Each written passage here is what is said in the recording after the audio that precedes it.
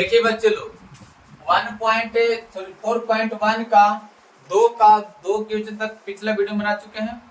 इस वीडियो में हम लोग प्रश्न संख्या 2 का तीसरा को सॉल्व करेंगे। ठीक है, तो आप देखिए क्या बोल रहा है। रोहन की माँ उससे 26 वर्ष बड़ी है। ठीक है, समझ में आ गया। रोहन की माँ है उससे 26 वर्ष बड़ी है। उनकी आयु वर्षों में का गुणनफल अब से 3 वर्ष पश्चात 360 हो जाएगी। 360 हो जाएगी।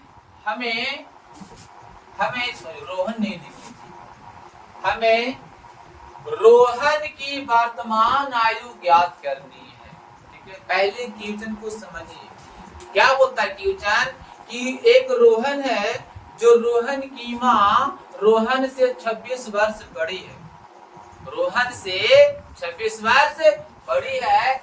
उनकी आयु, किनकी आयु, यानी कि रोहन की माँ की आयु कुछ में तो वर्षों में अब से 3 वर्ष पश्चात कितना हो जाएगी, 360 हो जाएगी। उसको आयु के गुणनफल, तो हमें क्या निकालना है, रोहन की वर्तमान आयु ज्ञात करनी है। ठीक है, तो देखिए इस टाइप जब क्वेश्चन रहता बनाने के लिए तो सबसे पहले क्या करते हैं कि जिसका वर्तमान उम्र निकालने के लिए रहता है, पहले हम लोग उसी को टारगेट करते हैं।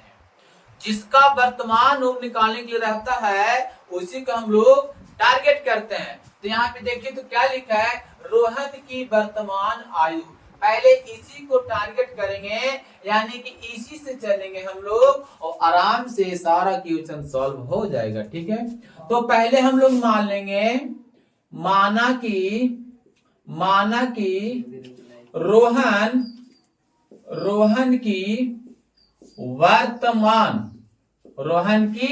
वर्तमान आयु मान लेते हैं कितना वर्ष है, x वर्ष। ठीक है, रोहन की वर्तमान आयु कितना वर्ष है जी, x वर्ष है। लेकिन क्वेश्चन क्या बोलता है, रोहन की माँ से 26 वर्ष बड़ी है, यानी कि रोहन की जी माँ है, रोहन से 26 वर्ष बड़ी है। तो जब रोहन का वर्तमान आयु x है तो बताइए रोहन की माँ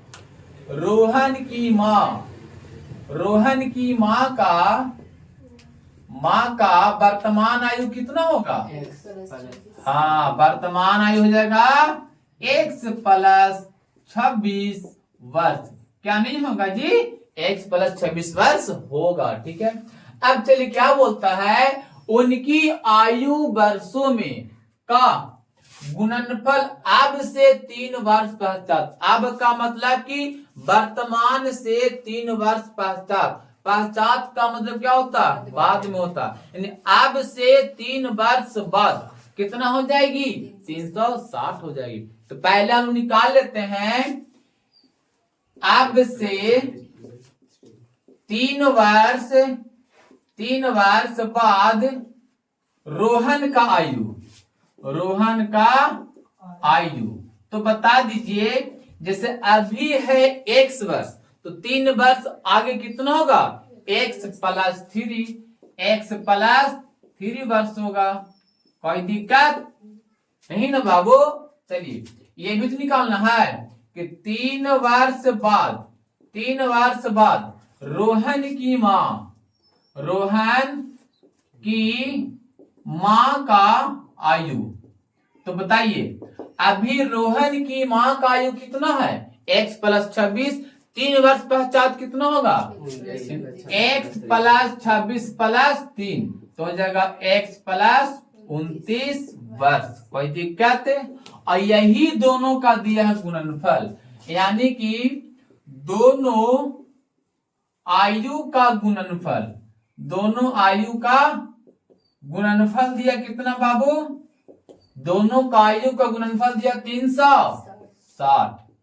पहला का कितना है बाबू, x प्लस 3 इंटू दूसरा का है x प्लस 29 और इसका मान दिया 360। चलिए इसको आराम से हम लोग बनाने का प्रयास करेंगे।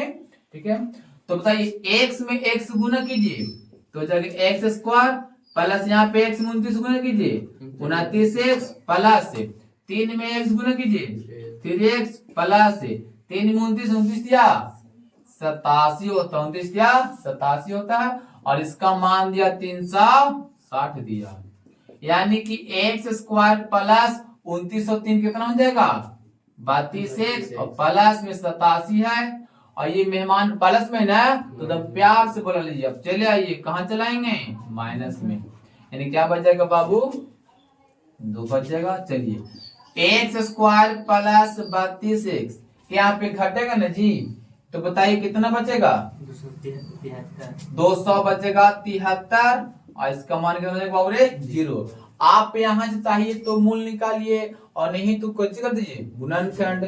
जब इसको गुणनखंड करेंगे हम लोग एक्स स्क्वायर प्लस, देखिए जब गुणनखंड करेंगे ना तो 39 में से अगर हम 7 घटाते हैं तो 32 हो जाएगा और 39 नंबर 39 से कितना होता है 273 माइनस में 273 इक्वल टू क्या हो जाएगा बाबू 0 हो जाएगा। ठीक है, यहाँ से देखिए क्या यहाँ पे देखिए तो x कॉमन हो रहा है, यहाँ पे x कॉमन ले लीजिए, यहाँ बचेगा x और प्लस 39 क्या बचेगा x प्लस 39 बचेगा प्लस सॉरी माइनस नहीं जी यहाँ माइनस लिखे और यहाँ पे कॉमन क्या हो रहा है सर 7 क्या हो रहा है 7 कॉमन लेंगे तो x प्लस 39 बचेगा और मान कितना आ गया 0। एक बार दोनों सेम है ना जी, तो एक बार लिख देंगे ब्रैकेट वाला x प्लस 39 और एक बार लिख देंगे बाहर वाले यानी कि x माइनस 7 और इतना मान 0 होगा ना। यहाँ से क्या करेंगे x प्लस 39 इक्वल टू 0 और यहाँ से कर देंगे x माइनस 7 इक्वल टू 0। ये प्लस में तो कहाँ चल जाएगा माइनस में और ये माइनस में तो कहाँ जाएगा प्लस में। देखिए x का 2 माना गया, एक हो गया माइनस 39 रह गया है 7। हम लोग x क्या माने थे जी x माने थे क्या माना कि रोहन का वर्तमान आयु कितना है x वर्ष है ना मानते।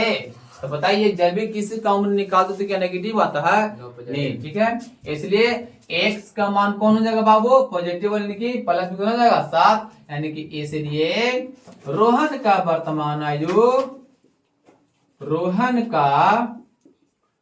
वर्तमान आयु 7 वर्ष हो जाएगी। ठीक है, क्या हो गया आपका आंसर हो गया। तो इसको आप लोग अच्छे से समझ गए होंगे और इसको नोट कर लीजिए। ठीक है, थैंक यू।